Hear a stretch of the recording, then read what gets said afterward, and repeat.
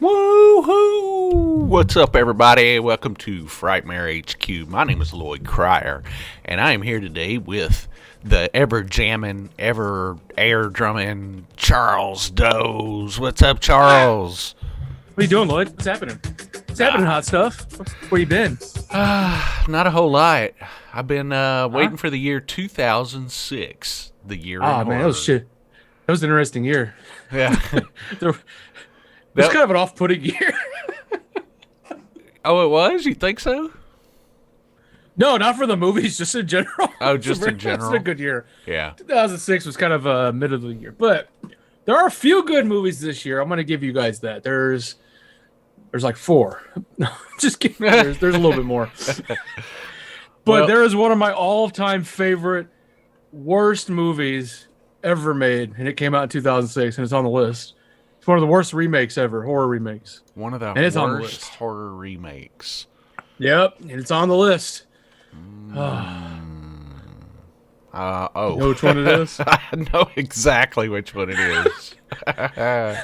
It's about halfway down the list. Yeah, you're right. Do you see it? Yeah, you're right. It is pretty bad. Yeah. It's so bad that I quote it like every day of my life. It's just in my vocabulary. It's just how it is. Yeah, it's a bad one, guys. You might want to strap in for this one because this is going to be fun. Better strap in because we're going for a ride. I'm taking you guys. Well, let's see nowhere. Speaking of going for a ride, let's see who's on the ride for us today, or with us today, Charles. First, who's riding? First one commented, Eduardo Gonzalez. Welcome. Oh, to man, the show, Eduardo. Eduardo makes me happy. Absolutely, makes us happy. Alive. It does. Yeah. So next up is Travis Brown.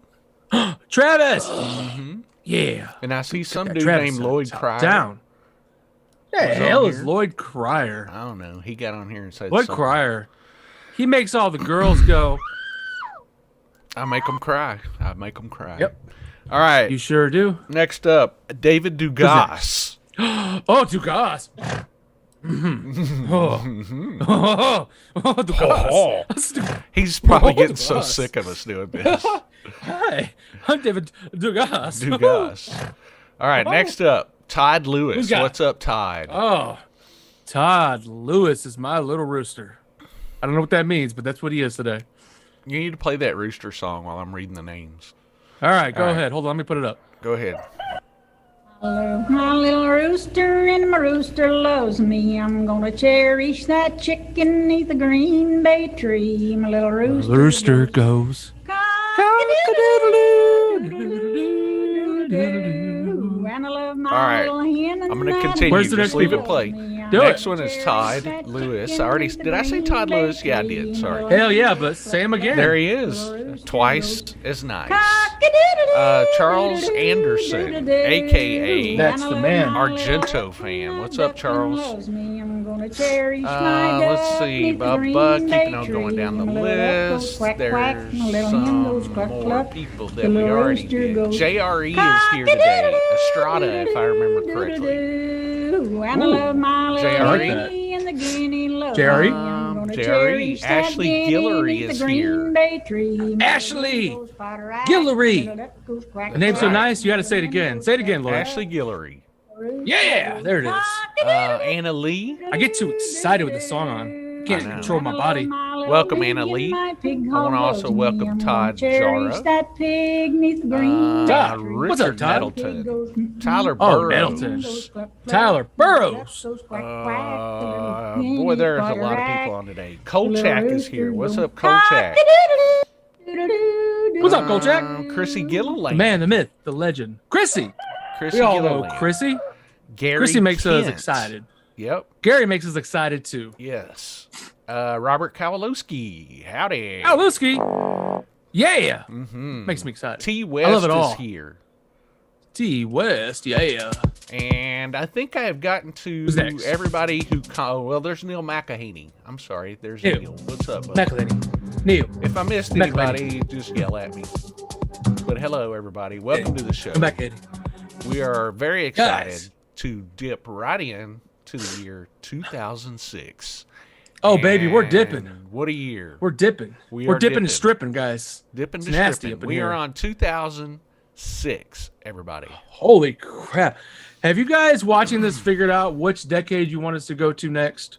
You guys got to figure it out. 'Cause it's Yep. going to be something.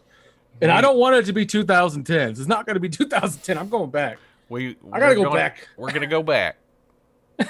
So everybody, It's got to be everybody let anywhere us know. between 30s, 40s, 1930, 1930s and 1960s, guys. 30, 40, 50, 60. One of those. Yep. Come on. There's a vote for the 60s, but we'll tally 60s. these votes later. Tally them later. I'm counting these, though. These are part of the count. Well- They throw them in here. Oh, yes, they are. That is right. All right, so let's go ahead and start with the very first. Oh, yeah. Was that high pitch Eric? It sounded like high pitch Eric from the Howard Stern Show. Hi. Hi. I don't know what you need right now. Hold on, Lloyd. Mint slip. I need a mint slip. It's minty. All right, guys, we're going to start. And Lloyd's going to kick us off with the year 2006. And remember, I guess two things I want to say before we kick off. Every movie on this list is now going to be the 15th anniversary of these movies this year. So we're on a 15th anniversary of all these movies. Whoa. And one thing I think I noticed, this has to be what happened. I think 2006 was the year cameras started becoming readily available to everybody because there was 300 horror movies in the year 2006.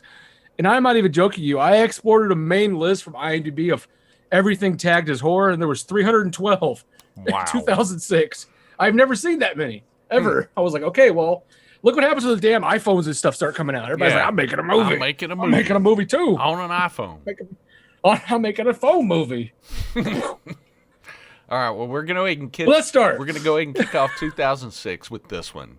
Set in 1965 New England, a troubled girl encounters mysterious happenings in the woods surrounding an isolated girls' school. First released in Germany, January 1st, 2006, it's the American supernatural horror film, The Woods, directed by Lucky McKee and starring Bruce Campbell. How much was he in that movie? I don't remember him being in much of it. Not much. Yeah. But he's in it, so you have to say Bruce Campbell. Yeah. Come on. I like this movie. Yeah. But I felt like I expected a little more from Lucky McKee. Not that it was a bad movie, but I think I was expecting something else. I don't know. Well, I think that's what happened because he had the misfortune of coming off doing May, and then And this is going into the completely second different, movie. man. completely different. It's definitely creepy. This movie is, and you know, it played a little bit in Germany, and this movie had kind of a shit stick because the people behind the money in this never wanted it released domestically, theatrically. They never thought it was a viable, like commercially viable. So they ended up just dumping it straight to DVD like late of 2006. And I felt that was a little harsh because I feel like this was a pretty decent movie. Yeah, It's, I agree. It was decent, and there's a lot of homage to Suspiria. I felt like in this movie. I feel like it's a mashup between like Suspiria and like Watcher in the Woods from 1980. That's kind of what it feels like. It's like they're like, blah, blah, blah, blah. But you They had know, a baby. I agree with you. It is a good movie. People should watch it, but don't. I mean, it is about it is about girls, so that kind of stays within the Lucky McKee theme, or you know what he usually does. But it just felt different. So yeah, it wasn't what I was expecting to come next from him, but I like it. It's a good movie. Yeah, definitely different. We do have a trailer. Let's go ahead and roll it and see what that's all about. Let's roll that bean footage. All right. It's beautiful. Those are definitely woods. All right, guys. Nope, That's just a Woods. clever name. In the heart Hey, the of Woods. New England. Hey, do you like woods? There's a lot of them Woods here for you. There's a lot of woods in this movie. Heather, It's very woody. I'm Miss Traverse, headmistress. Welcome to our college. Has finally found a home. Have you all met Heather? Friends? Oops. Uh-oh. How did you come to attend Ooh. this school? There's gonna be a My fight mom here. wanted me out of the house. There's gotta be a Nothing fight. abandons her child. Why is she afraid of you? Ooh, that's cool. I wish I could do that. Here for. You're special too. just And the guy who scored this movie, the guy who did the score, is John Frizzle. I think John is mostly known for working with Mike Judge. He did all the scores for like King of the Hill, like Office Space, and Beavis and Butthead, Do America the movie. Oh, He did all that stuff back in the day. that's interesting. Yeah, he did other movies. He did Ghost Ship, and he did Alien. What are they? Alien Resurrection, I think he did the score for. But If a girl gets too strong, he has an interesting sound, and I think he did 13 Ghosts too, and it's really good for horror movies. gifts to use. Yeah. Somebody's gotta pick that shit up. Come on. Now that was Bruce, wasn't it? We have a Looked certain like way it. of doing things around here. That's probably all he's in the movie. It's that one little clip right there you just saw. I just That's don't it. remember him being in it a lot. Maybe it's because he's so amazing that it hurts your body to watch him. Yeah, So you black it out. Right. There's no way. Woods. But yeah, overall, like you said, it's a lot different. But the cast is really pretty decent in this. But it's I will tell you guys, that movie is drawn. That movie's a slow draw. Yeah. It is a slow draw. You're Slow burn. You're in for a slow long burn. treat.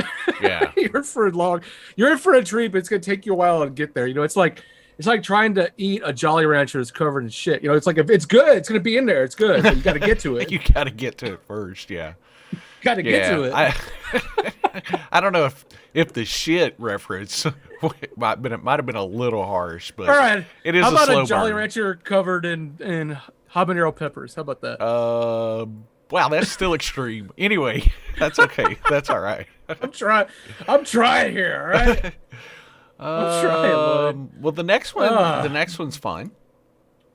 The next one is fun, but if you guys want to check out The Woods, it is Yeah. streaming on Prime Video. Prime Video.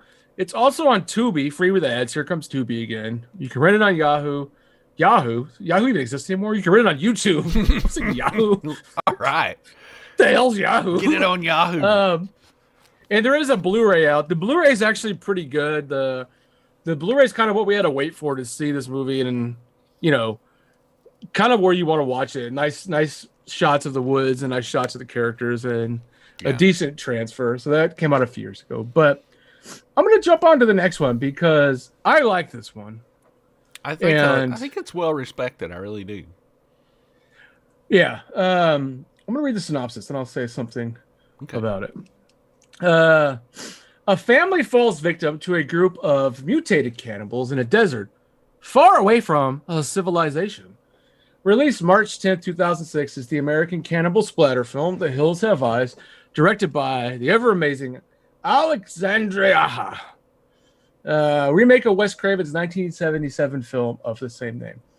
All right, guys, you want me to be controversial with you guys? Because I always do this, and I'll never stop saying it. I like this one better than the original Hills Has Eyes. I do. Boom, he said it. Mic drop. I said it. My mic dropped it. I think, not that I don't like Wes Craven's film. I think it's really well made. I think it's a great horror film from the 70s. I think Alexandre Aja is such a phenomenal director that this came out so good. It came out so much better than people thought it was going to be. And this movie blew me away in theaters, and it still blows me away. Not the sequel, which is horrible. This movie itself is really, really good. Yeah. That's just my personal opinion. All right, I put it out there. No, It's there. No, I'm with you. You know, I don't know that I like it better. I'm with you. I still like The Hills Have Eyes, the original. Definitely. But this one had a lot of opportunity for improvement. Because, you know, Hills Have Eyes was made, you know, when? 70 what? I don't know, a long time ago. 77? Yeah, Something so like that? 76. things have come a long ways, and they've been able to. I think this one was more realistic, is what I'm trying to say.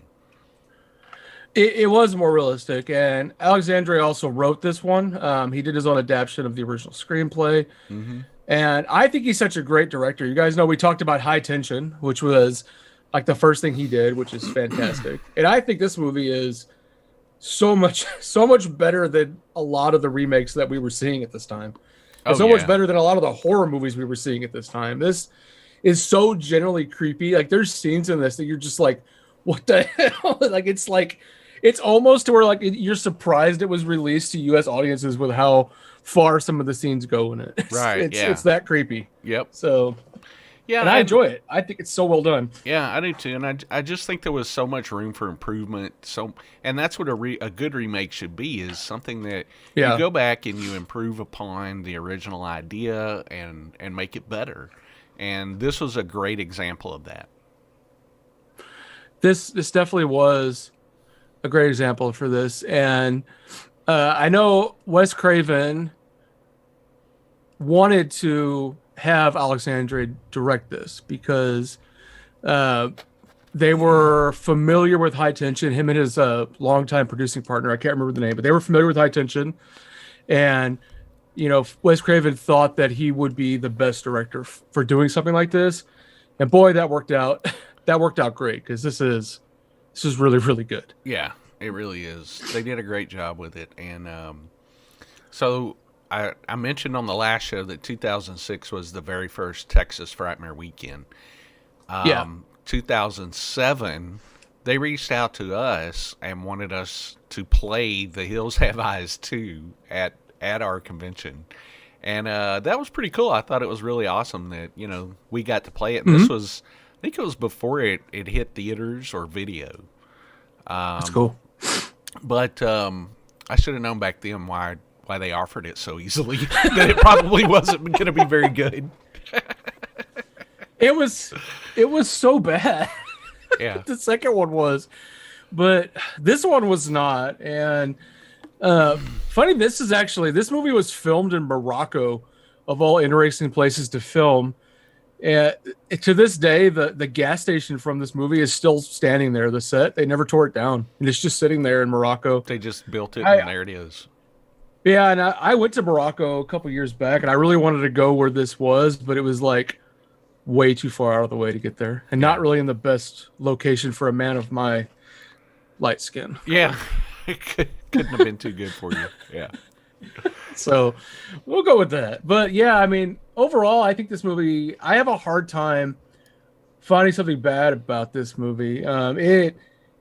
There's so much pushing in this movie, and the cast in it is so good. Ted Levine's in this, and he's really, really good in it. Robert Joy is in this, and Robert Joy is so great in this as Lizard. It's just, this movie is just creepy. I love this movie, and I will praise this movie from the rooftops, like how I do. Whoop. Yeah. Whoop. And Kathleen Quinlan's in it too, and Kathleen Quinlan's always great. So. Yes, she was great, and I'm trying to remember the really big guy that was in it, that played one of the baddies. Oh, Michael Bailey Smith. That's him. He's a super nice guy. I've gotten to talk to him, but he did a great job in his role too. Yeah, and even Greg Nicotero was in this for like a bit part. He was one of the he was one of them. So it's really Ezra well done. Buzzington. Did you mention him? Oh, Ezra Buzzington's in this. Yeah. Goggle, right? Goggle. That's right. Goggle, he plays. This is so well done, and I'd recommend everybody, if you haven't seen it, give it a chance. Not everybody's gonna think it's better than the first one like I do, but I really do, and it's probably one of my high point films from the 2000s, just because of how much it surprised me, because this is one of those things you heard about them remaking. You're like, oh God, here we go. Here we go. Yeah. There's definitely a few coming up that definitely lived up to that. Here we go. But I like it a lot. And you guys can check it. It's on HBO if you guys want to watch it. Okay. Streaming on HBO. Sweet. And I think the Blu-ray is like $8 on Amazon. It's really cheap. All right. No reason not to get that one. Highly recommended from Charles, especially. And I really like this one as well. I like you, Lloyd. Thank you. Next up, a small town. All right, here's a great one. You guys are going to be excited about this one. Yeah, guys, let's do it. A small town is taken over by an alien plague, turning residents into zombies and all forms of mutant monsters. Released March 31st, 2006. It's the American sci-fi body horror comedy Slither, directed by James Gunn, in his directorial debut. Look at that. His debut? He debuted. This was his directorial debut, according to what I just read. Ooh, well, that's good. Slither is a Slither's a movie of many genres. Slither Yeah. has a lot going on in it. And remember when this came out, people threw a fit because they thought it was like ripping off Night of the Creeps.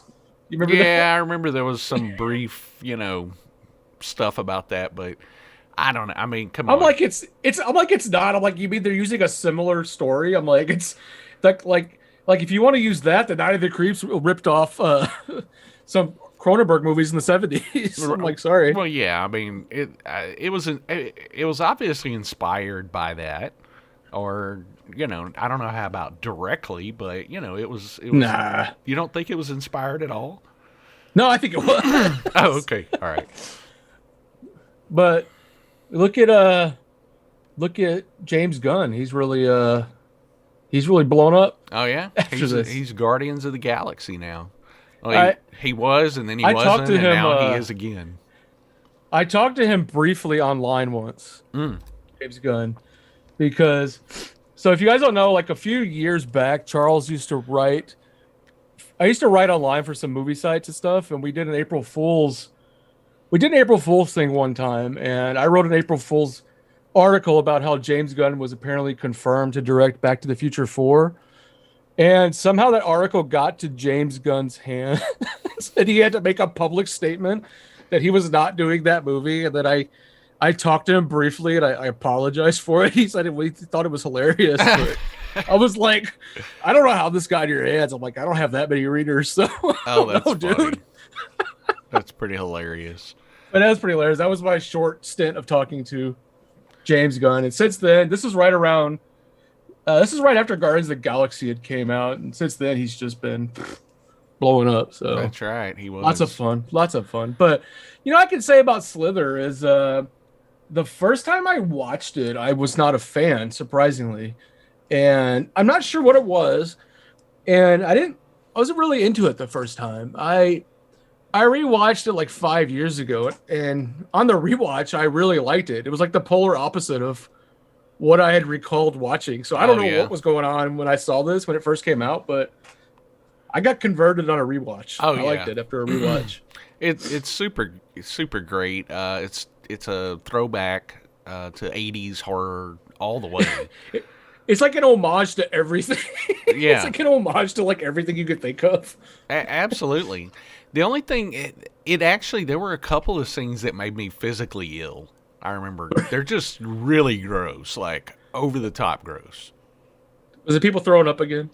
I What don't does it like remember. when people throw up? I don't remember what it was. The lady exploding, or I can't remember. Oh, I mean, remember that. I mean, it's not huge. It's not enough to ruin the movie. You're still gonna have a lot of fun watching Slither. It's not gonna be over the top gross like Necromantic. No, it's definitely not necromantic. We can say that. Yeah. Maybe that's a movie that we need to remake ourselves, Lloyd. Necromantic. I feel like you and me could do it justice on a remake. Oh, well, I don't know. I don't know if I could get through the production. Are you sure? I think we could do it. Wait, maybe. I don't know. But let's go ahead and play the trailer to Slither right now. Oh, we have to play the trailer. If not, we get shot because it's a great trailer. Yeah. It has some great people in it, too. Yes. Not to mention, Michael Rooker's the best in this. Throughout the years, these classic I horror forget about films that. had one thing in I common. love this like homage to everything trailer, too. It's like, look, all these movies. They're for sissies. From Universal Pictures. Michael Rooker he's one guy who has consistently been able to get in something that has become famous like every 6 years, like Yes. Awesome, Henry, They're doing things to people. Henry, Slither, Then he- Walking Dead, Walking Dead, Guardians of the Galaxy, Guardians. and now he's going to be in Fast and Furious 9 and the new Suicide Squad movie. And I'm like, who is your manager, dude? Like, Yeah. because they are legit. Yeah. He's making the I'm right like, choices, that's for sure. I'm like, can your manager represent me and Lloyd? Yeah, Like, we no can do all doubt. kinds of stuff. It's a great. Something's wrong. Richard said he wants us to remake Natural Born Killers, but with us. Slither. Natural Born Killer. like that? Me neither. I watch Animal Planet all the time. All right, guys, but I'm Juliette Lewis. That's just how it is. Throughout the years, Oh, these it's starting classic over horror again. films had once So good we saw it twice. That's right. So anyway, guys, Slither is a great movie. It's a complete throwback to the 80s. I saw this in the theater. I was so excited to go and see this movie, and it didn't disappoint. Not in the least. So I highly recommend this. Bit. You can get it on Blu-ray from Shout Factory on one of their nice collector's editions. And you can also rent it on Amazon and Apple TV. So Ooh. if you haven't seen this, I recommend you run out and see it as soon as possible. Yeah, definitely, guys. Check it out. That Shout Factory Blu-ray is pretty cool, the one they brought out of it. So I'd recommend getting that one before it disappears like a lot of them. Yep, and you know it will. Yeah, man, you know it will. All right, what do we got next here? Let me see, guys. You're up, baby. A woman searches for her daughter within the confines of a strange, desolate town. This was released April 21st, 2006. It's a Canadian and French supernatural horror film called Silent Hill, directed by Christopher Gans. It's an adaptation of the 1999 video game of the same name. Ooh. Cool. Silent Hill, Lloyd. Silent Hill. I really like Silent Hill. I really liked this Silent Hill. I didn't like any of the other ones that came out, but I thought this one was so much fun. Well, I actually liked the sequel because it was in 3D. In 3D, it was better. Oh, of course it was, Lloyd. You love 3D. I did love it. But this is a great movie, great horror movie, and I think it's really cool that they base this on a video game and it was successful and it was actually good because we know that not all video game movies are good and successful, or successful. You know, this the director of this, Christopher Gans, how do you say his last name? Gaines? I can never say his last name right. Christopher Probably Gaines? Gans. I don't know. Christopher Gans, actually, if you know, like him in Silent Hill, he fought to get the rights to this for like 6 years to like Silent Hill through the video game company. He wanted to make a movie this, and they never wanted to let him make a movie. They didn't want anybody to make a movie of Silent Hill, and they finally gave him rights to it. He was so meticulous with this wanting to be good, and like to the game, he had like the game set up while they were filming it, so the people doing cinematography could see how it was done. And he had the people who designed the game like fly in while they were filming it and make sure they were doing things right. Yeah. So he was in this. He was like, this is going to be, he wanted this to be good. And I thought it really, really was. It's creepy. It feels like the game. And he even used 2 different formats. He shot on 35 millimeter film for everything that was not the Dark Town. And the Dark Town, he used digital photography for like one of the earliest times of using digital shooting, because it was a lot easier for him to manipulate the darkness with the digital shooting. So he used it like that. So this guy was like deep. Like he wanted this movie. Yeah. It was a lot going on. Well, that's the kind of thing that should go into, adapting, one medium to another. They should bring in the other guys that created the original, because that's what made it so popular in the first place. But this is a really good movie. We have Jodelle Furling coming to the upcoming Texas Frightmare weekend. She played the little creepy girl in the movie, and she's did a really good job. And she's done a bunch of other stuff too. And Christopher Gans, I was such a big fan of his, and he basically disappeared after Silent Hill. Like, never did anything, because he did Brotherhood of the Wolf before this, which was a lot of fun. Then got attached to Silent Hill, and then he was like one of those up and popular people, and then he just like disappeared. And I know like 5 or 6 years ago he did a German remake of Beauty and the Beast, and that was like it. Like he's never done anything else. So I don't know what happened to this poor guy, but this is a fantastic director, and we need to find him and make him do more movies. Make him do more movies. Find him. Yeah, we're gonna make him do more movies. I'm tired of this.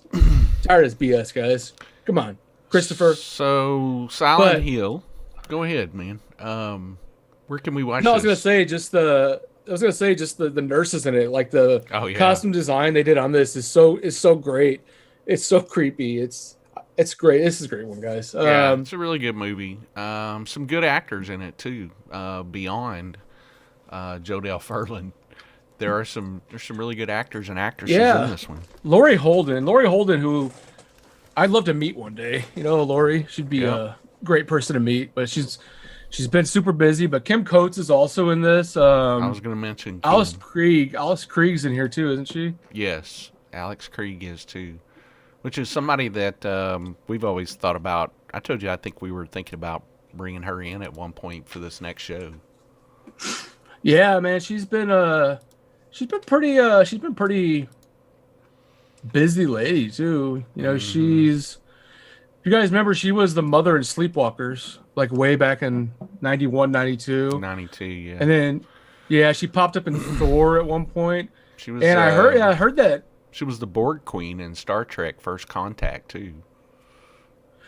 Yeah, and then there's some sort of Texas Chainsaw Massacre movie she's doing too, where she plays an old Sally, right? She plays Sally Hardesty. That is correct. Yep. I'm interested in lots of things that are happening, so hopefully some of them are good. Yeah. Well, y'all tell me if y'all think Alice Krieg would be a good guess. Let me know, and I'll loop back and see if it's still possible. I mean, I think she'd be a great guess. I mean, look at all the stuff she's been in. Tons of stuff. As long as I don't have to dress up like a naked cat and dance with her, we're good. Yeah, I don't think you'll have to do that.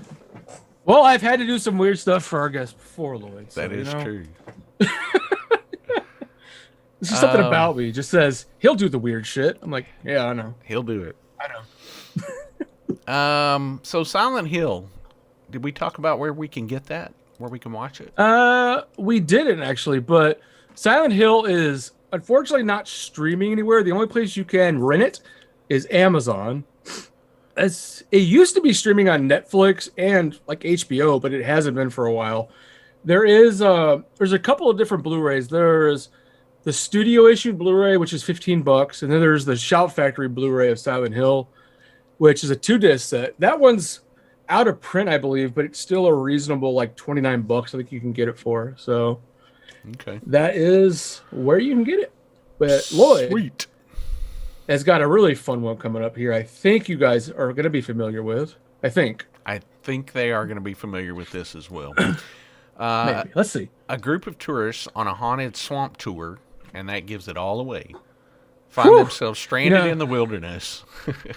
And the evening of fun turns into a horrific nightmare. First premiering April 27th, 2006 at the Tribeca Film Festival in New York. It's the American slasher film Hatchet, written and directed by Adam Green. Adam Green, and look at David, Erica. Everybody's going for it. They got it. Check. Huh? Hatchet. Everybody knows it. Look, in case you guys are wondering, I also take Lloyd on a haunted swamp tour all the time. He's never been the same. A haunted swamp tour has several different in what is it? Oh yeah. Invocations. Yeah. Anyway. So there you go. Hatchet. Hatchet is a super popular movie. Kind of, definitely harkens back to the old slasher flicks from the 80s and stirs up a lot of nostalgic feelings for a lot of people. This movie, this movie's hard to judge because regardless, it throws you back to everything you loved, like in 1984 with these movies. So you can't help but just love this movie. And to top it all off, just in case you didn't like it, they wanted to just throw all the cool people they could in there, so you'd be like, all right, fine, it's on. Yeah, right. So we should mention that's kind of the big deal about this movie is it was Kane Hodder is the Victor Crowley character, and that was a big deal because everybody was missing Kane at that point. Kane hadn't done a lot on camera for a while there since Friday the 13th, and this marked his return as a serial killer slasher. Yeah, I did. I remember that too. Everybody was essentially excited to see him almost be able to play Jason again, because that's kind of like they wanted to see him in this bulky slasher killer role. So, and yeah, it's worked out good. And Adams went on to a lot of things, and this this series has gone on to a lot of, interesting films to follow it. So We're up to 4 now, right? 4 Hatchet movies. I think we're up to 4. Yeah. 4 hatchets, 4 hatchets in a pear tree. That's right. And then you've got Well, how many- Robert Englund and Tony Todd is in this as well. But yeah, let's play the trailer, I think. Like you were Oh saying. yeah, let's play it. And I think Adam did the first 2 hatchets, right? But then he didn't direct the third one, I don't think, if I remember right. I can't remember. I'd have to look. I don't know, Lloyd. I don't know. I just work here, Lloyd. I just work here, Charlie. It's my first day. One night some mean So- children came to his house, and there was a bad fire. What are your thoughts personally on Hatchet? Down the door to save him. I think Hatchet's a fun ride. It's really gory. It's got some good special effects. It has its flaws. Some of the stuff, some of the writing in it to me feels very like sitcom-y, like it doesn't feel polished. Some of the jokes don't work, but it's just little things. I mean, the cast in it's still good. The violence is good. There's no CGI in it. It's just good old special effects. It's just one of those. It's got its little quirks and flaws, but it's really good, really entertaining. How about you? Yeah, I like it a lot. I mean, everybody knows I like slasher flicks, so Oh it yeah. kind of ticks all the boxes for me. I like Hatchet a lot. A lot of my memories around Hatchet come from knowing the guys at Anchor Bay, and they were just starting to talk to us about wanting to sponsor the event. So as everybody remembers, Anchor Bay was a sponsor of Texas Frightmare for several years. Children came to his house, Yeah. and there was a Good old Anchor Bay, That's it. So we saw it all, right? You saw it all, guys. And what else can we say about Hatchet? I think everybody has seen Hatchet. It's just one of those that you you just gotta watch, especially if you're a horror fan. I mean, if you haven't seen Hatchet, run out and watch it. It's a lot of fun. This one's everywhere to watch, guys. This one's on Prime, Tubi free with ads. You can rent it on like basically every service. You can get a Blu-ray for $12 on Amazon. Boom. And you can have Hatchet goodness, Hatchety Hatch. Hatchety Hatch goodness in your home. Hatchety Hatch goodness. New and improved Hatchety Hatch goodness. Now with mint slips. Mint slips. Oh. Charles, the next one is something that I've always heard about, but I have never got around to watching it. We're going to have to change that, Lloyd. Now, I need to see this one. All right. Guys, a monster emerges like this from a river. Let's start over again. I blacked out. A monster emerges from a river and begins attacking people. And one victim's family does what it can to rescue her from its clutches. This first premiered May 21st, 2006 at the Cannes Film Festival. It's the South Korean monster film called The Host, directed by Bong Joon-ho. What kind of film was it again? It is a South Korean monster film. Monster? Monster, like a cheese. You always say monster. Why do you always Monster. say monster instead of monster? Monster. It's just 'Cause how I'm you from say. Chicago. That's how we talk there. Y'all say it that way Monster. in Chicago? It's a Monster. monster. Okay. It's a monster. Yeah, actually, we do. I'm just checking in. Maybe you're saying it wrong, you redneck son of a bitch. It's a monster. I'm not talking to you no more today, Lloyd. I'm going to sit here. That ain't no I'm gonna- monster. It's a monster. Oh. I got the cheat. I love that horse. All right, The Host. All right, guys, The Host. Tell us about it, Charles. Guys, normally I'd have this sort of thing where I don't include, you guys know this, I don't include big monster films on our list, like Godzilla, ones like that. I consider them a separate entity. But I feel like The Host is definitely more horror than giant type monster film. Because the way I classify that is if you have a large thing like Godzilla that's just wandering a city and crashing it. That's not really a horror movie. But if you have something that's giant, that's like eating people purposely, that's a horror movie. It's a different story right there, you know? Yeah. Two different things. Gotcha. But this is such a well-made film from one of the best directors around right now, if not the best director who is around. You know, he recently won an Oscar, if you remember. He did.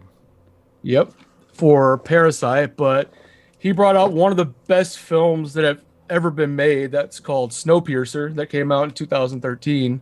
Such a great movie. And this was early work for him. And this movie it's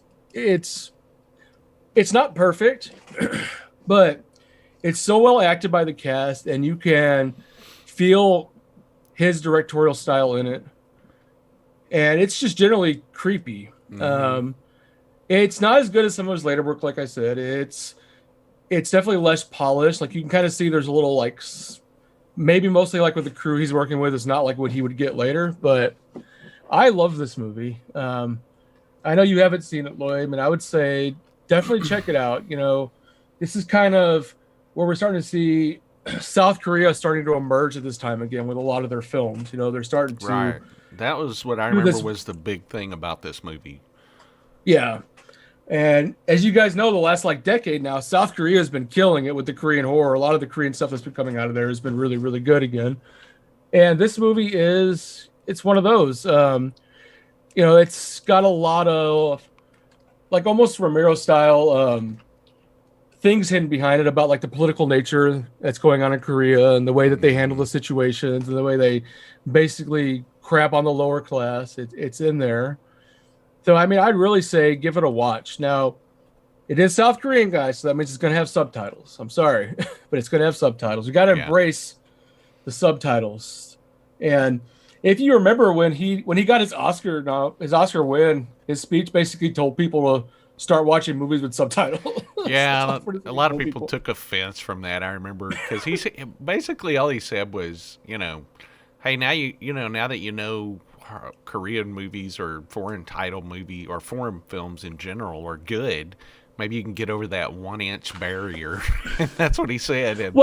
Of subtitles is what he meant. So, you know, that's what he meant, because there's a lot of movies that are not dubbed, and I've seen people like refuse to watch some stuff when I've recommended to them because it's subtitled, and I'm like, I have to America's not the only one that makes movies. I'm like, there's a lot of really good movies coming out there. So that's what he meant. But The Host is great, guys. Right now it's streaming on Hulu and Hoopla. And The Host has been one of those movies that I think they alternate the rights, because I've seen it on Prime, Netflix, HBO, Stars, and now it's on Hulu. So it seems like it just makes the rounds. Yeah. Well, they're making big money. That's what they're doing. After you win an Oscar, everybody wants to see your movies now. That's right. This one's a $12.99 Blu-ray on Amazonio. On the big Amazon. On the big Amazon, guys. On it. Not behind it. On it. Awesome. But yeah, I mean, just roll with it, guys. I mean, think of it. It's got everything you want. It's a scary movie. It's funny. It's sad. There's so many things going on. And really great effects in it, too. So just give it a shot. Give it a watch. And let me know what you guys think. I know a couple people in our comments have mentioned it's great. T. West has seen it, said it's great. Neil McElhaney. Yeah, so guys, check this one out. Chrissy hasn't seen it yet. Todd hasn't seen it. Yeah, guys, give it a shout. Give it a try. Yeah, well, let me know what you think, though. I'm going to do the same thing. Absolutely. I'm going to check it out. What do you got next, Lloyd? Oh, well, Charles, come on. That movie... Why'd you... Nobody likes this movie, Lloyd. So I told you nobody likes this movie. This is a big deal. This is a big deal movie, Charles. How big is it, Lloyd? You got to tell me how big it is. It's huge. Is it Manja? It's huge. Is it Manja? I don't know about Manja, but it's huge. Manja. That's my nickname's Manja. All right, then. Tell me about it, Lloyd. Because you're Do you need some music while you read it? Play me into this, Charles. All right. Here we go. Welcome to Frightmare Classic Theater, where I will now introduce the next film from 2006. Yes, tell me about it, sir. Please tell me what you have. Righto. The next great psycho horror slasher is given a documentary Q exclusive access to his life as he plans his reign of terror over the sleepy town of Glen Echo. First premiering July 8th, 2006 Intriguing. at the Fantasia Film Festival in Montreal, Canada. It is the American Canada. mockumentary Hi. black comedy slasher film. Oh, Behind so the many mask. genres. The Rise of Leslie Vernon, directed by Scott Glosserman. Scott, that ragamuffin. Oh. Yeah, so this is another one of those movies like Hatchet that was, blowing up. It was blowing up things, man. This thing was a big He was deal. blowing it up. We got a poster People for were that, don't going we? nuts. People were going crazy. Yeah, we got a poster for Leslie There it Vernon. is. This movie was on everybody's lips in a non-dirty way when it came out. Probably in a dirty way too, but everybody was talking about Behind the Mask, the rise of Leslie Vernon, right? That's right. It was a big deal. Robert Englund is also in this one. Oh God, he's great in this movie. He is great in this movie. There's a lot of greatness in this movie. Scott Wilson is so great as his character too. I I love Scott Wilson in this, and Zelda's in this. Zelda Rubinstein. I don't know if I showed you, but I just bought 2 cases of Leslie Vernon action figures for Frightmare. Oh God, that's awesome. consoles. Those are the ones that are like handmade by that guy, aren't they? I don't know if they're handmade, but they're really awesome. They're really cool. Neil DeConte put those out. Okay. But yeah. So yeah, like you said, you got Robert Englund, Scott Wilson, Zelda Rubinstein, all making appearances, and they are all incredible. Some great acting in this movie. That it is. I mean, you put Zelda Rubinstein in anything, I'll watch it. Because Yeah. in my head, all I hear is Poltergeist anytime I see her. Yeah. I love Zelda. What does she do in Poltergeist? These souls are not at rest, Lloyd. Not at The rest. rest is not aware. Well, I don't know what the deal with this movie, but it was so well written. It's so, I don't know. It's clever. This is a clever movie. Very clever. Very, very clever. It's like you said, it's written in a very interesting way where it just works on so many levels, and it's Yeah. you're still watching a horror movie, and like at the same time it feels like you're watching something that's a spoof, but it's not a spoof, and it's just like there's so many things going on, Right. And it's not that this is a unique idea. This has been done before, similarly in a French film called Man Bites Dog. Right? Yeah, Man Bites Dog. So, it's a great film. They were gonna make a sequel to it. I don't know what happened. It's like they started a GoFundMe or something, and they made a lot of money, but then it never happened. It's weird how that happens, right? Mm-hmm. So I would love to see a remake, or not a remake, but a sequel of this film. Yeah, I'd like to see a sequel of this too. And this is, like you said, it's just so much fun.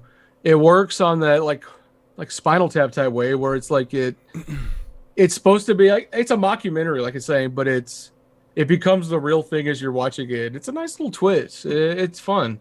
Mm-hmm. And again, all the little like nods to like Halloween, Nightmare on Elm Street and stuff in there are great, And this is one of those movies that when you saw it, like you knew like immediately this was going to be something that was going to be around for a long time. Right. Yeah. This is not going to go away. Mm-hmm. Same feeling that I got from Tucker and Dale. Mm-hmm. I mean, when I saw that movie, I said, "Oh boy, this is gonna be a classic." And This is going to be a class. Yeah, and sometimes you can feel it. Like being fans yourself, you can say, "God, everybody's going to want this. Everybody's going to want to watch this." Mm-hmm. That's just how it is. Yep, and that's what we got with Behind the Mask. So, can we watch Behind the Mask anywhere, Charles? I think we can, Lloyd. If you really, really want to watch it, we can watch it right now together. Yay! No. This is actually on Prime and Shudder. So if you got Shudder, you can watch Leslie. If you got Prime Video, you can do it. You can rate it on Amazon and Apple. And Shout Factory is the one who brought a Blu-ray out of this recently. It's like 23, 24 bucks on Amazon, 25 bucks, something like that. Yeah. Normal prices. But it's out there, guys. But has anybody not seen this who is watching? Yeah, Be I'd kind like of to know that. surprised. Eduardo Gonzalez has never heard of it. Oh. Well, go check it out. Behind the Mask, The Rise of Leslie Vernon. Here's the artwork for those that haven't seen it. It's a fun flick. Super fun. Lots of comedy.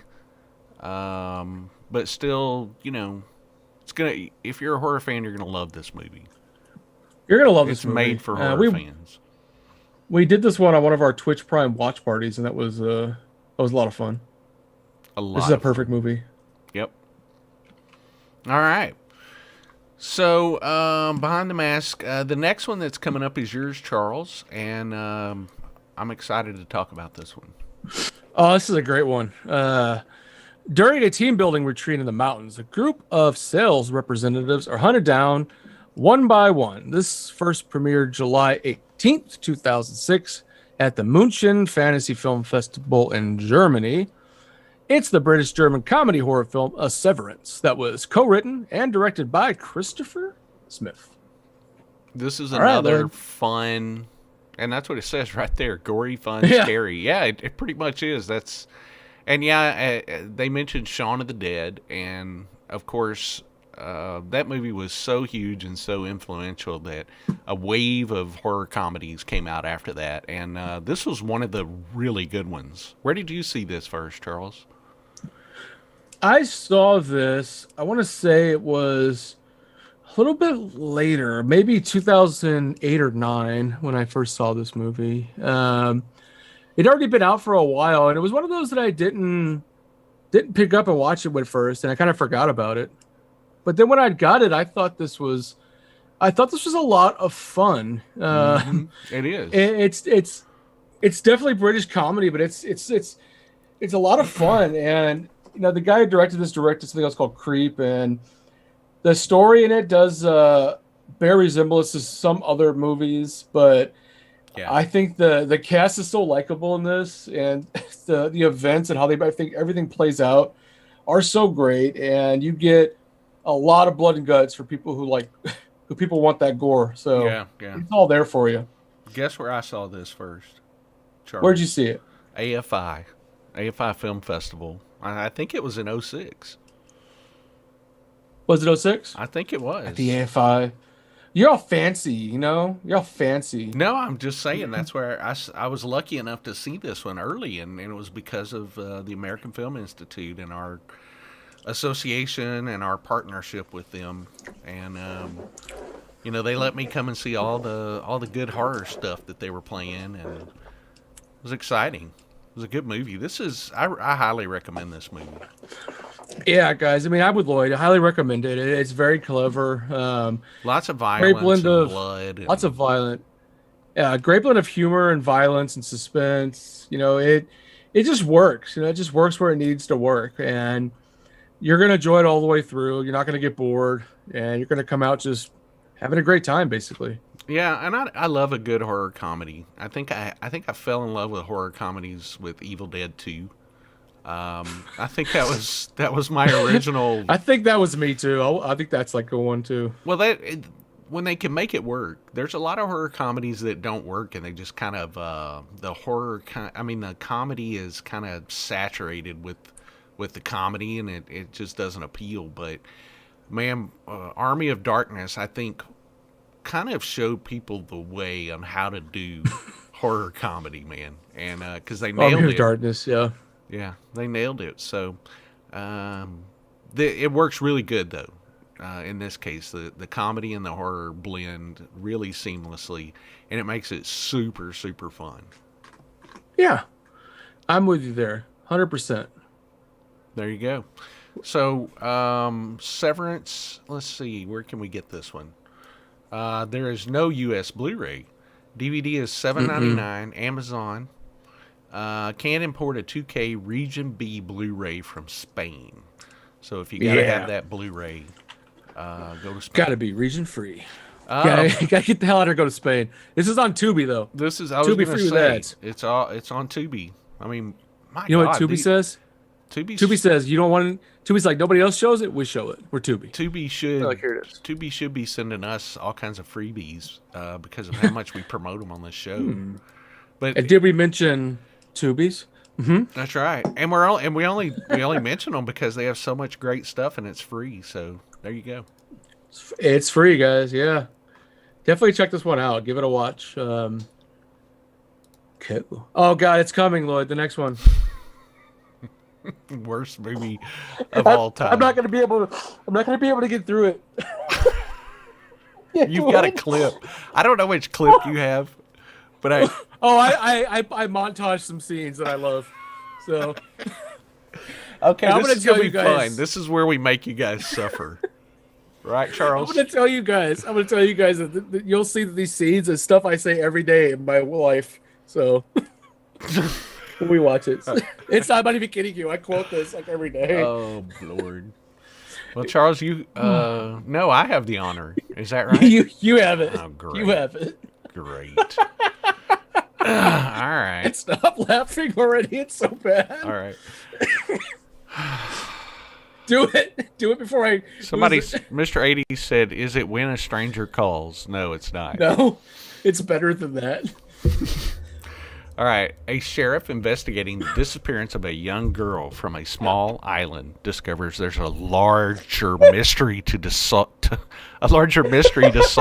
among the island's secretive neo-pagan community. I have to take a break. I gotta go.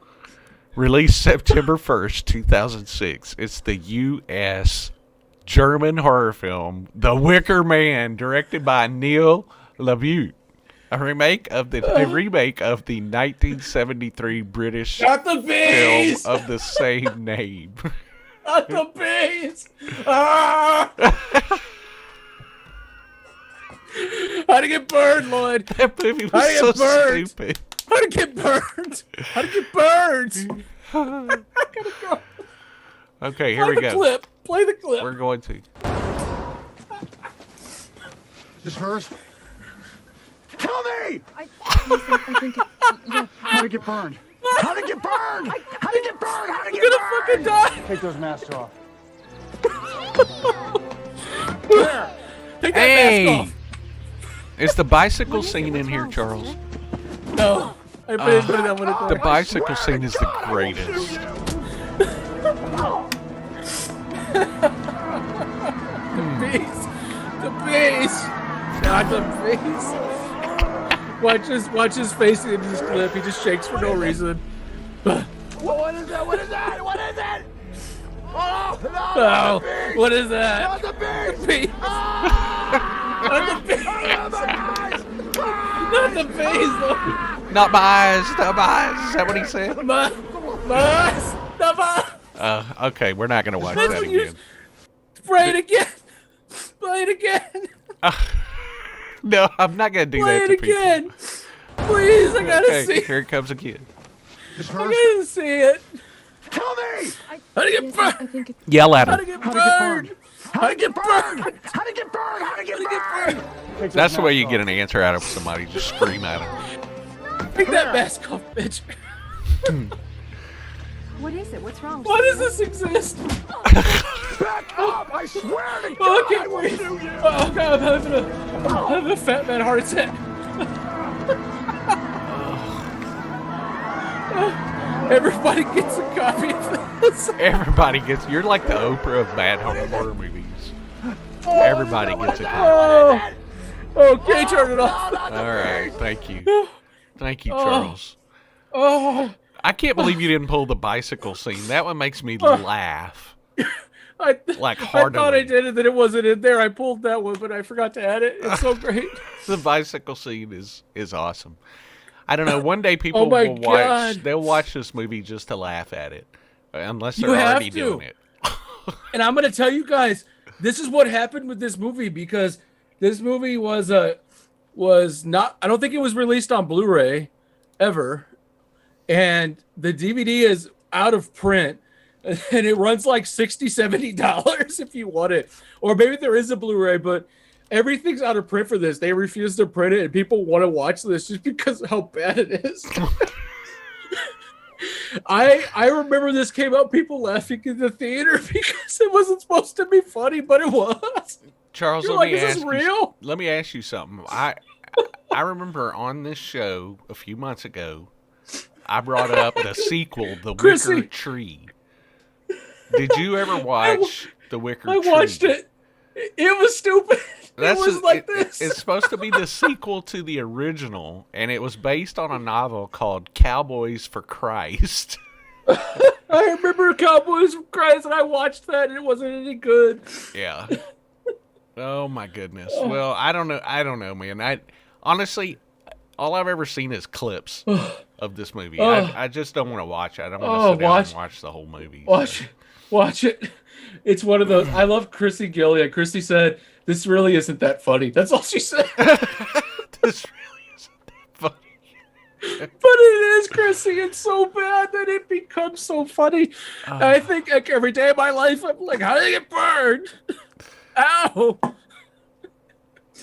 Oh, please. Well, and Nicolas Cage, like you watch this and you're like, was anybody directing this movie? Was anybody watching dailies? Yeah. Like, at one point where they're like, this is good, Nick. This is really good. Keep it up, man. He's like, do you want me to say how to get burned 6 times instead of 4? Yeah. Okay. Do it. Okay, I'm on it. You can stream it on Hoopla, which is the library app, or rent it on Amazon. Please buy the $80 Blu-ray or whatever. Please be one of those people. We can all watch it together. Don't do it. I really wish this was on Prime, because I'd really want this to be a Saturday Prime watch party with all of us. Because we would be all just that would be having fun. a great time. We could have fun with that, though. Well, we'll just keep Is there any way you can set up a bot to let you know when Amazon lists The Wicker Man? Oh, I'm calling Amazon every day from now until they list it. I'm going to get everybody on the phone. Hey, it's Charles again with The Wicker Man. I'll probably end up with the film rights to this because nobody wants it. They'd be like, here, Charles, you own this now. I'll be like, yeah, it's all mine. It's so bad it was released on Flipbook. That's Richard. There's other comments. For some reason, I can't see my Twitch comments. I mean, not Twitch. Yeah, Twitch. I'm not sure why, but they went away. I got to get that fixed for the next show. But anyway, there you go. On. Wicker Man remake. No good. How to get burned? I'm sorry. I'm going to do the next one. I'm going to move on. Okay. And we're going to a good one. We're going to a really good one. A really good one. So goodbye, Wicker Man. Hello, next one. Oh, when a cloud of space dust causes the dead to rise as ravenous zombies, a corporation domesticates them to become menial workers and pets for humans. This first premiered September 7th, 2006 at the Toronto International Film Festival. It's the Canadian zombie comedy flick Fido, which was directed by Andrew Curry. This movie is so fantastic. It is amazing. It's like for anybody that hasn't seen it, you're basically you're watching a movie about living in an alternate reality 50s where there was a zombie outbreak and how the people in the 50s would react to it. Right, Charles? Yeah. Basically, they made them workers. It's hilarious, though. Yeah. Nicolas Cage is not in this one. I can guarantee you guys that. He is not in this movie. I first saw this I remember an early screening. I may have been an AFI early screening back in the day. You and I may have gone to see this together, Charles. I think we did. Yeah, I think we held hands. I think we embraced each other. This was like a late night screening, if I remember correctly. I don't know. It was the midnight screenings we used to do. I don't know how the hell we used to go to them. I don't know how we did either, because I never got home till like 3 or 4 in the morning after these screenings, dude. It was. Yeah. I know you and I both just quit doing it because it was great being pretty much. Yeah. It was great being able to see these movies but at the expense of having to stay up till 3 or 4 in the morning, I couldn't do it, bro. I just couldn't do it anymore. And I even stopped doing that with some of the diss stuff because sometimes I would lead like Q&As for the movies afterwards. Yeah. Like sometimes you get to interview cool people, but they got to where they want to do the Q&A after the movie. I'm like, that's 2:13 in the morning. I'm like, I don't function then. Yeah, they would always Come do the on. Q&A after the movie. We would have to be there at the start and all the way to the end, and that's why it took so long, because you got a movie that starts at 12, and then the filmmakers are there. Then you spend 20 minutes introducing the movie and everybody getting up and talking and saying something. And, and then you watch the whole movie, and then you had to, do a Q&A after, and it was just crazy. It was crazy. It was crazy. I mean, some of it was fun at the time for a while, but it gets hard doing that. It really does. I couldn't do that anymore. Yep. Well, I quit. You quit, then I kept doing it for years. I was doing it by myself, and then finally I was like, nah, I can't do this anymore. I'm out. Sorry, guys. But Fido is fantastic. I'm seriously wondering who hasn't seen this one. Fido is like wickedly funny. It's really original though. Despite being a zombie film, it's fairly original, and it's really well looking. They went with like this old school like Technicolor style look, like something very grand, and it's just really fun to watch. It does it really well, and it's got a pretty well known cast in it too. Lots of people were in this movie. It does. Is it Tiffany? Was it Tiffany Lindell Knight? I can't remember which one, but I think she played a mom in this. Wasn't she in one of the? God, was it Matrix movie? Wasn't she somebody in a Matrix movie or something? Or am I getting that mixed up with something else? I think you're getting her mixed up with Carrie Ann Moss. Yeah, I don't know. They look similar. Anyway, this is a great movie. There is no reason. Billy Connolly plays Fido, and Billy Connolly's a pretty famous comedian. Yeah, Billy, he's a funny comedian. I mean, everybody in this is just great though, and the cast plays the roles really well. The script's a lot of fun. It's just one of those fun movies, you just want to sit back and enjoy and just have a good time. Mm-hmm. It's a lot of fun. Some social commentary going on, and especially about life in the 50s and stuff like that. But highly, highly recommended. I love this movie. Yeah, highly recommended, guys. It's got great music in it too. There's not a whole lot of gore. The gore's done really well. It's placed real carefully in it. Works really, really well. And it's not. Don't think of this as like it's going to be like a hardcore zombie movie. It's not. It's not that at all.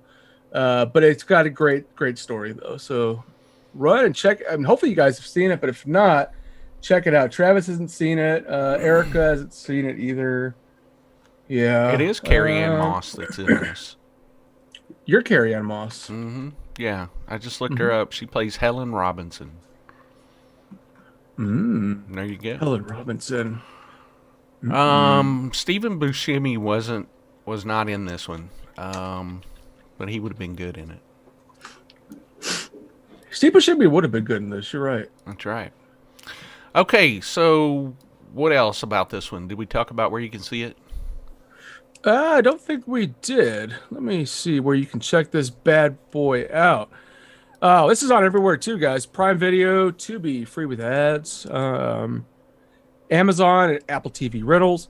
Surprisingly, this one has never been released on Blu-ray in the U.S. I don't know why. They've never released it, though. The DVD is out there. There have been legitimate Blu-ray releases overseas that we see sometimes. Germany has a region B you can import of this. If you've got a region-free player, you can do that. If not, you can watch it on Prime TV, Prime Video, whatever they call it now. So I'm noticing a trend with a lot of movies from 06, and I think what it is, we're seeing a lot of movies with no Blu-ray, but there are DVDs, and I think this was around the time when Blu-ray was, I don't know, we didn't have Blu-ray yet, did we? In 06. I think 2007 was when Blu-ray dropped. Yeah. So it seems like there's a lot of great movies that we got DVDs of, but we're not getting Blu-rays just because they kind of got lost in the transformation over to Blu-ray.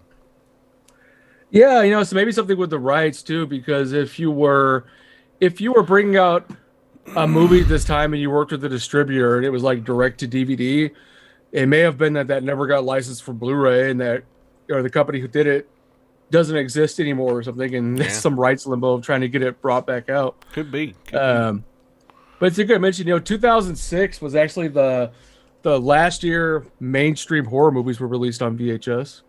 Last year. Wow. Was February 15th, 2006, and the last movie on VHS was Saw 2. There you go. Saw 2. And that movie is actually quite valuable and hard to find now. Saw 2. Well, there's a bunch of these movies, but anyway, we'll go back and visit that when we're done. This next one is one of my favorite movies. Period. I love this movie. Oh God, this is a great movie. I love this I had to whole get a trailer series. for this next one. Do it. Where'd you go? I'm still here. Oh, here. I said do it. Oh, okay. I thought I was waiting on you to do something. All right, here we go. What do you want me to do, dance? Nope, that's fine. An experiment in genetic engineering turns harmless sheep into bloodthirsty killers that terrorize a sprawling New Zealand farm. Also first premiering at the 2006 Toronto International Film Festival on September 10th, it's the New Zealand comedy horror film Black Sheep, written and directed by Jonathan King. Love this movie. This movie was so like word of mouth when it came out too. I remember everybody talking about this. Have you seen Black Sheep yet? Yeah. Everywhere. It's really an awesome flick. We've got a trailer. Let's go ahead and run it. Yeah, let's just roll the trailer. It's a great trailer. Yeah. Miles of civilization.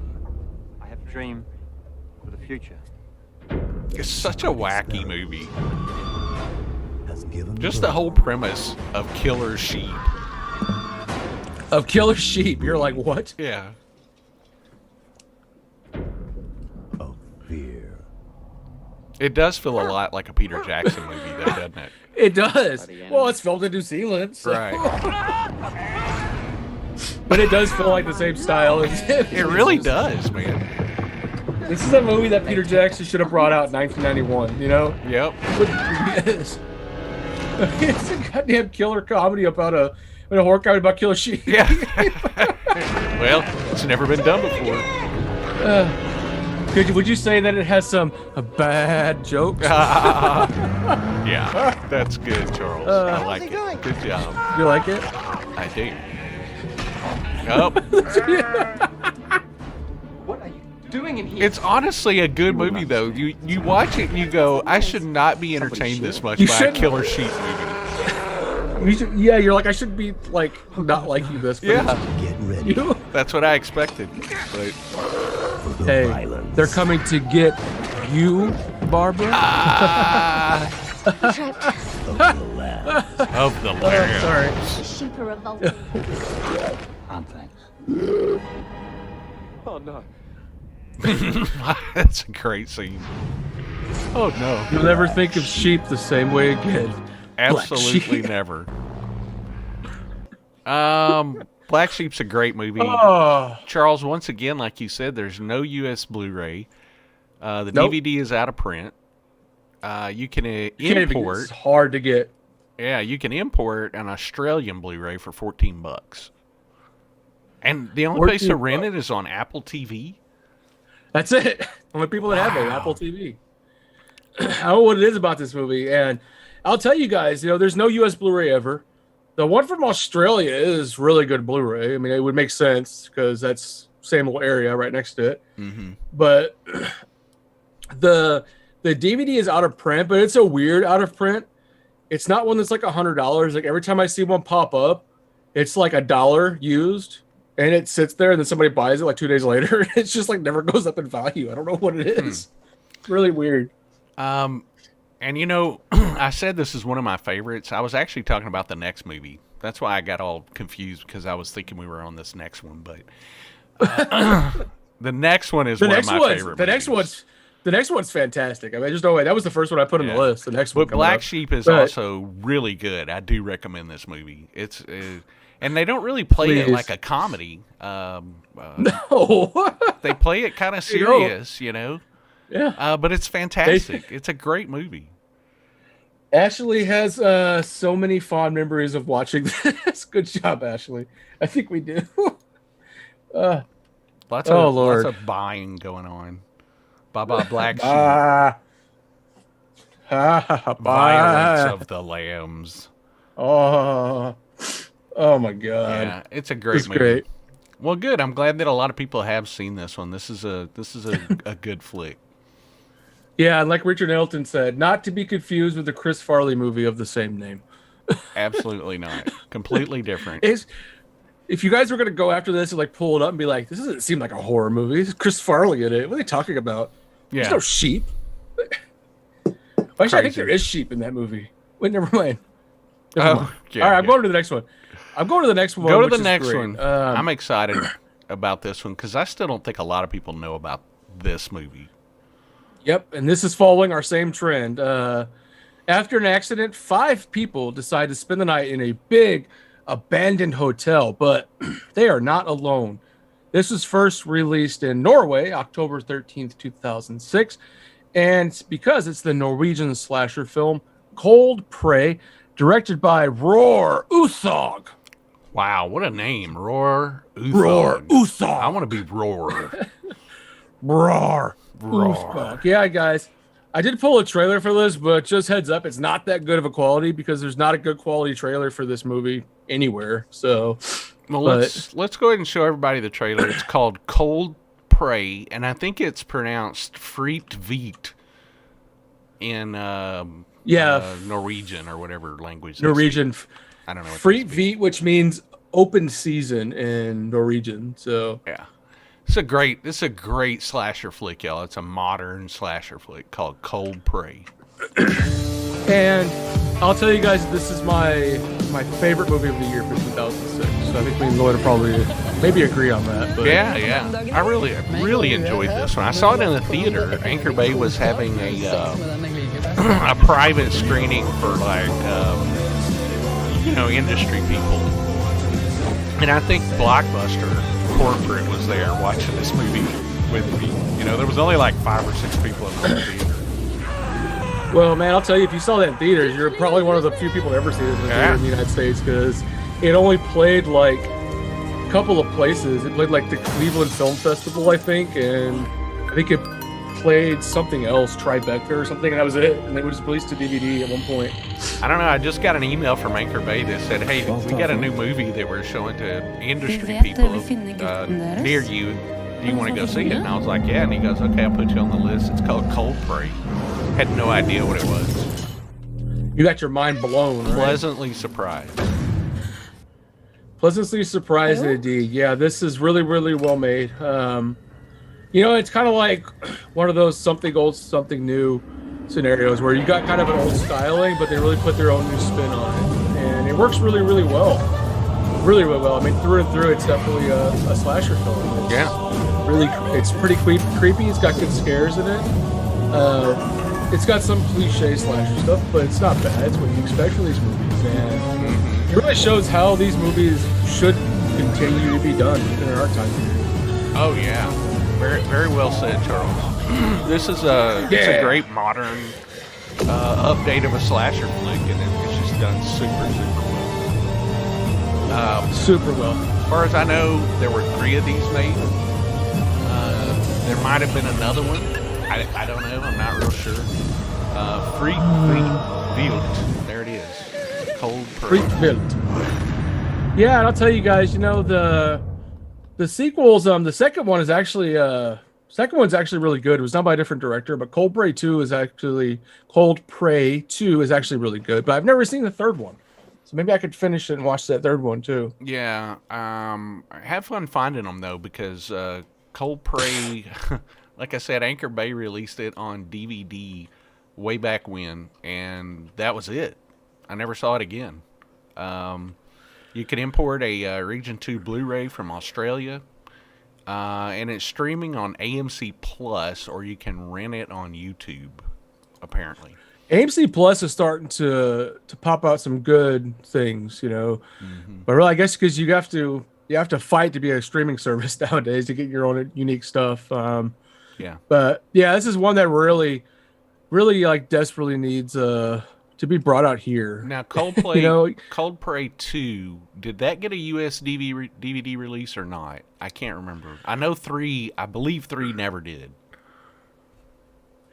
Yeah, the second one never got an official US release here on DVD or anything. You've only ever been able to get it on an import or a bootleg. It was never released here on anything. I think it was released. I may be wrong, but no, I don't. I know the third one did, but yeah, this one didn't either. J.D. Smith, never cared for their music, so I'm not about to see their movie. No, dude, it's Cold Prey. Oh wait, not Cold Play. I'm actually. I guess I was wrong. It looks like Cold Prey 2. Shout Factory apparently brought this out to DVD only in 2015. So interesting. I did not know that. So yeah, I don't know how I saw it. I think I imported a DVD or something. I'm not sure.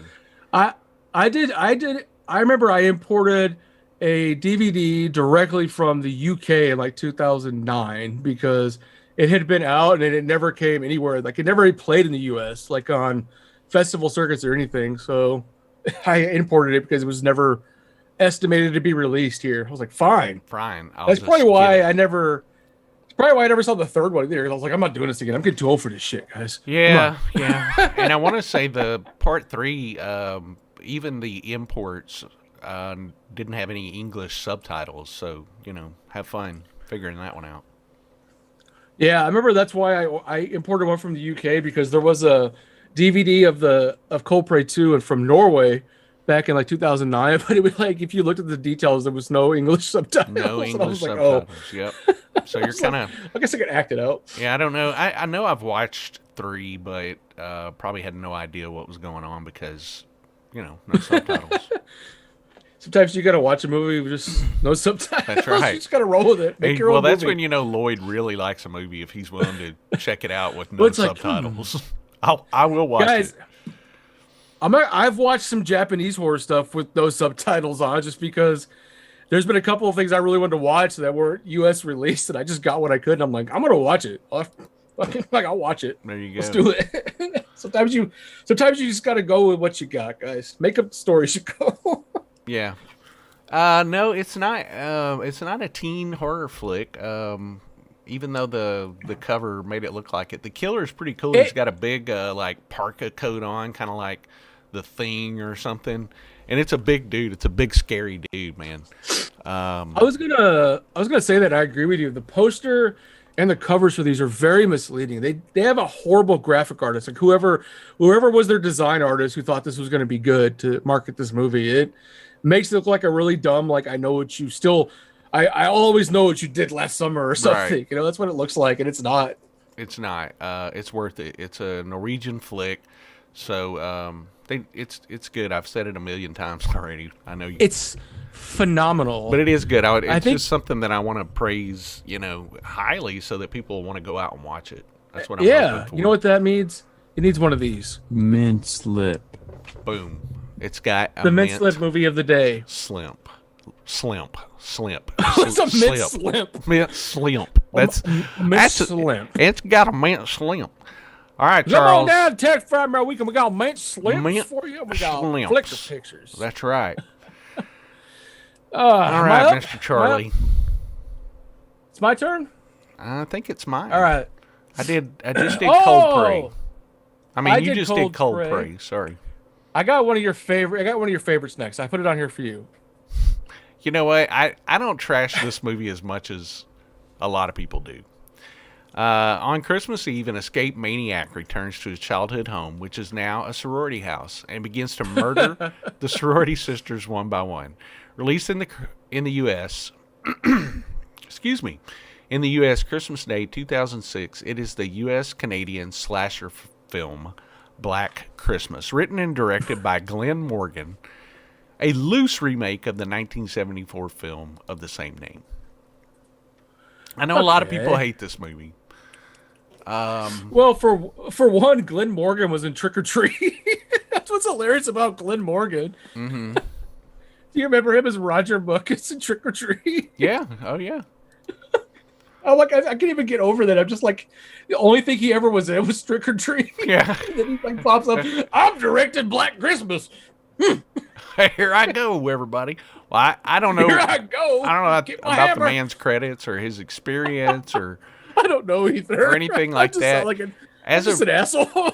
As a remake, it fails as a remake. But I think it's a fun movie. I think it's a fun slasher flick. It doesn't really have an agenda. It's just there to be as demented as it possibly can be. Yeah.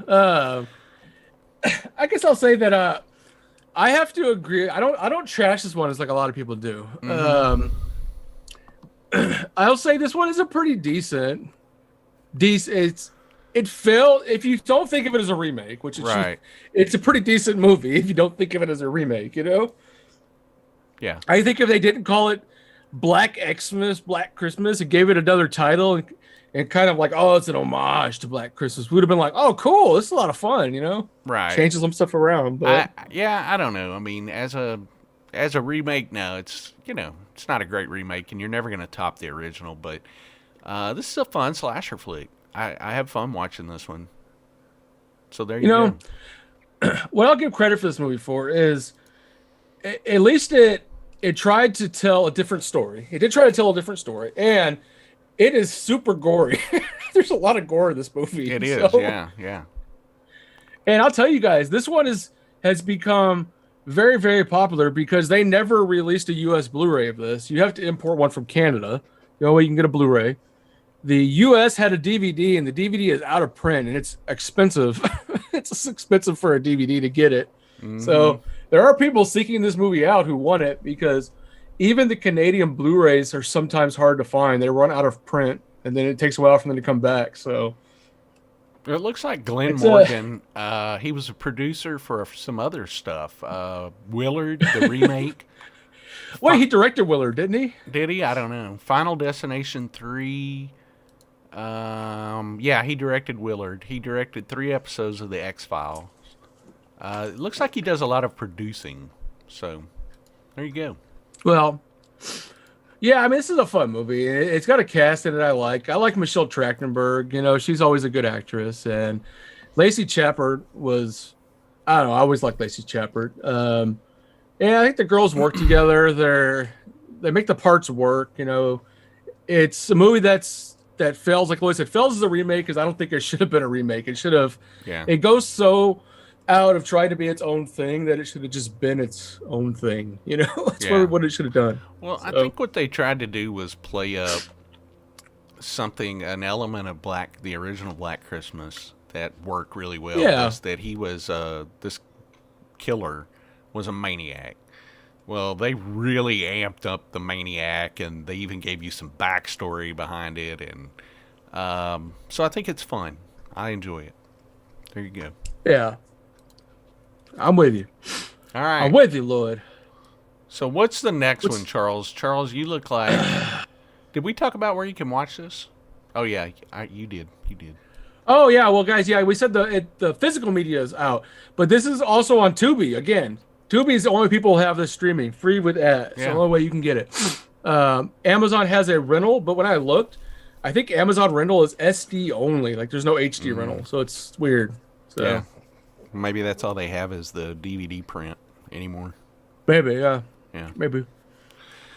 All right, well, we got one more movie, guys. All right, Charles. You got to kick this one off. I got to do this one, all right? You got to do this. I've never seen this. I remember this one. I remember a lot about when it came out, but never saw it. All right, guys. I'm sorry. How'd they get burned? I'm sorry. I can't. Not the bees. Start it. The first two words. Zombified chickens.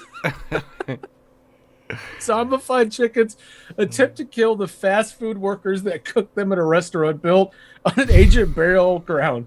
Because why not? Exactly. Why not? This first premiered in New York, December 29th, 2006. It's the black comedy musical horror film Poultrygeist, Night of the Chicken Dead, directed by the one and only Lloyd Kaufman. Oh, Lloyd. Lloyd for Lloyd. This movie is actually so dumb. It's fantastic. It's so hilarious. I pulled a clip for this movie because it's just a short clip, but this clip sums up this movie. You want to throw the clip up? Yeah, here we go. Hey, Denny. What? You just won the contest. What contest? The wet t-shirt contest, mother!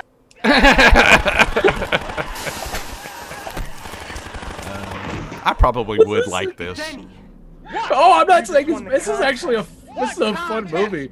This movie is insane. The wet t-shirt contest, mother!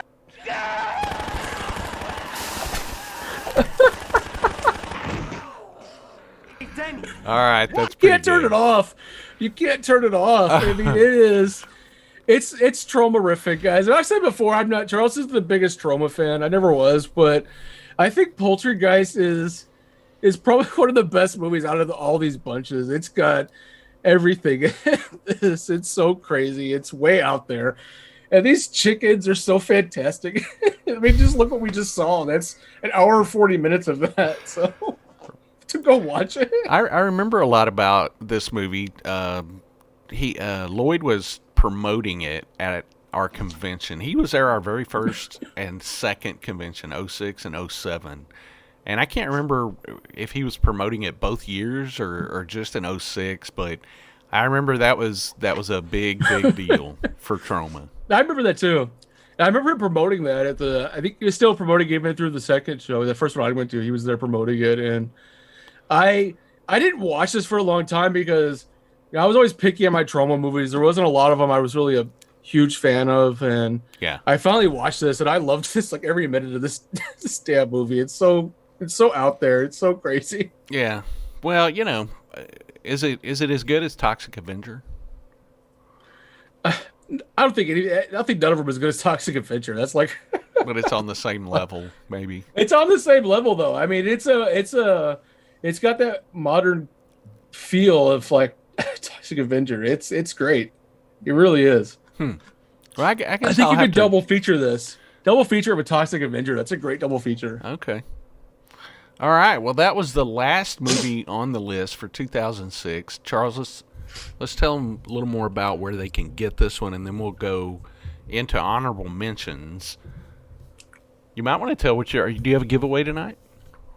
Oh, yeah, I do have a giveaway. Yeah, we might want to talk about what the giveaway is going to be. I'll go ahead and run honorable mentions while you look at it or look for it. How about that? All right. I think I put it over here. Here it is.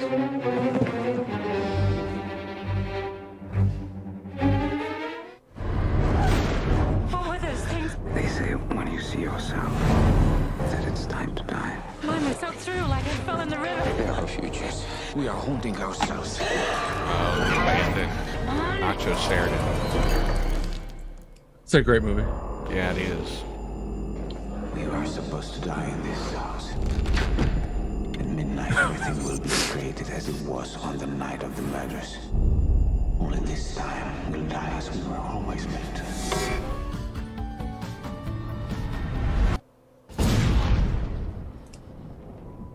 I like this movie. Did you guys hear that? It's a good movie. It's fun. Mm-hmm. They sat on it for too long, And this was a Texas filmed movie, wasn't it? Yeah, I think it was filmed up. Oh, this is a crazy movie. Yeah, taxidermy.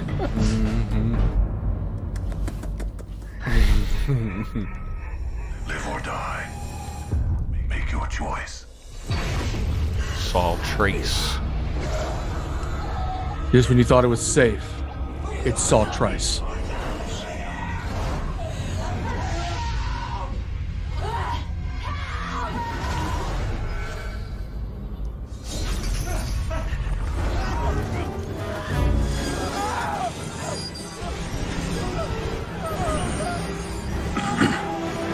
Love all of these movies.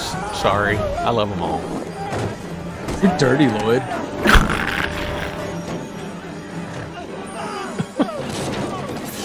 It's good stuff.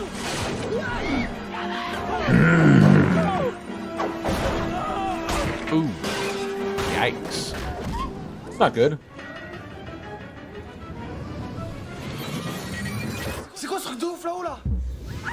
It's a good movie, too. I have not seen this. You like it, huh? Yeah, that's actually a really fun movie. That's a crazy movie. A lot of weird crap going on in that movie. So, yeah. And then finally, In a country where anything goes. Teresa's. Anything. Teresa is directed by the one and only John Stockwell from Christie. That's right. I like this one. These people. Vacation.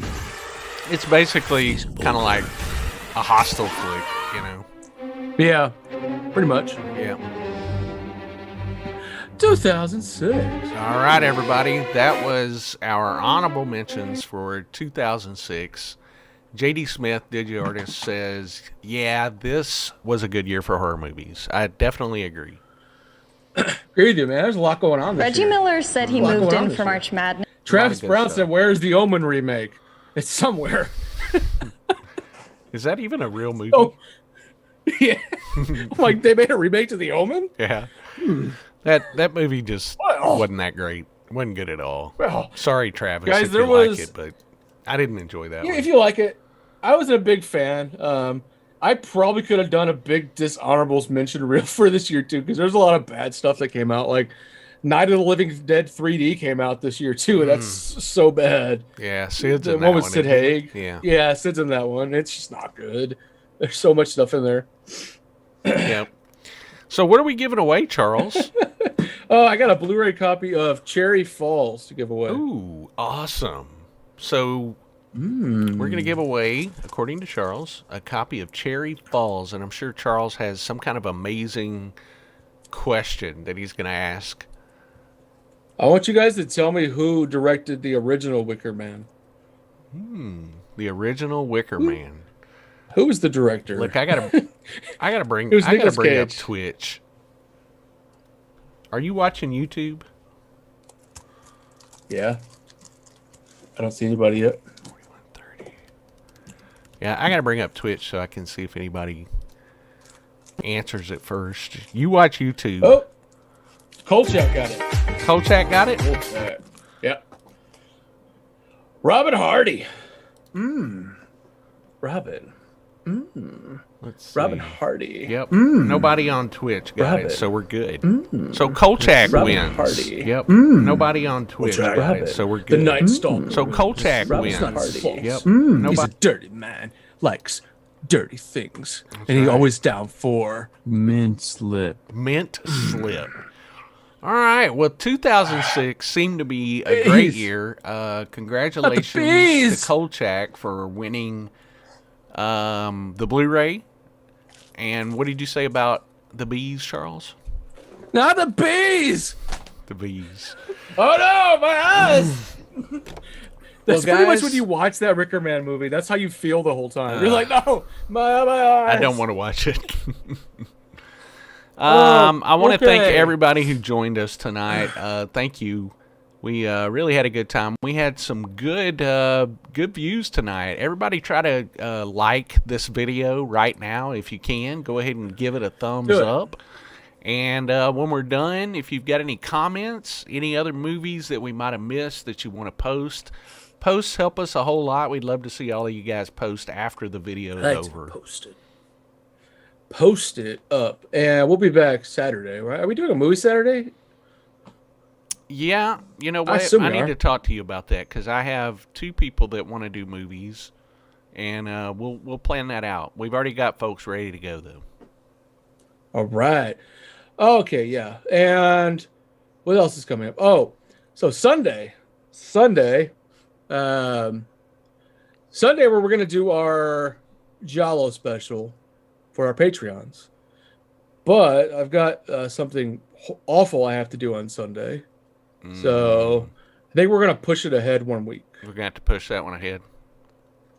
So what's happening Sunday is, unfortunately, Charles has to put down his really old dog in the afternoon, and no.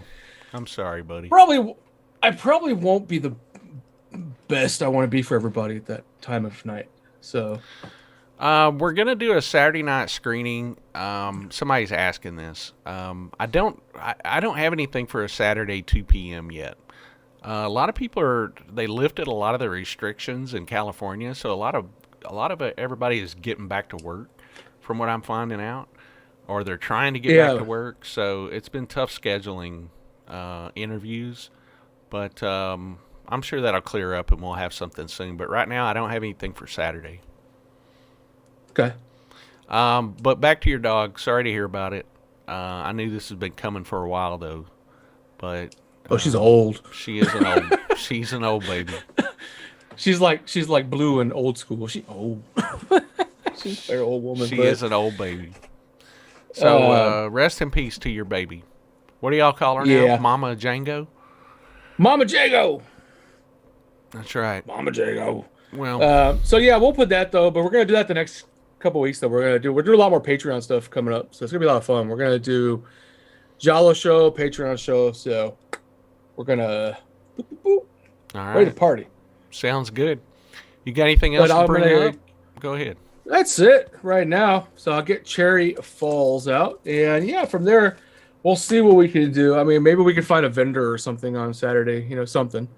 So we'll chat. We'll see what's going on. Who knows? Yeah. All right. Well, I think that's going to be it. I think I'm going to say hello. I think I'm going to say goodbye to everybody.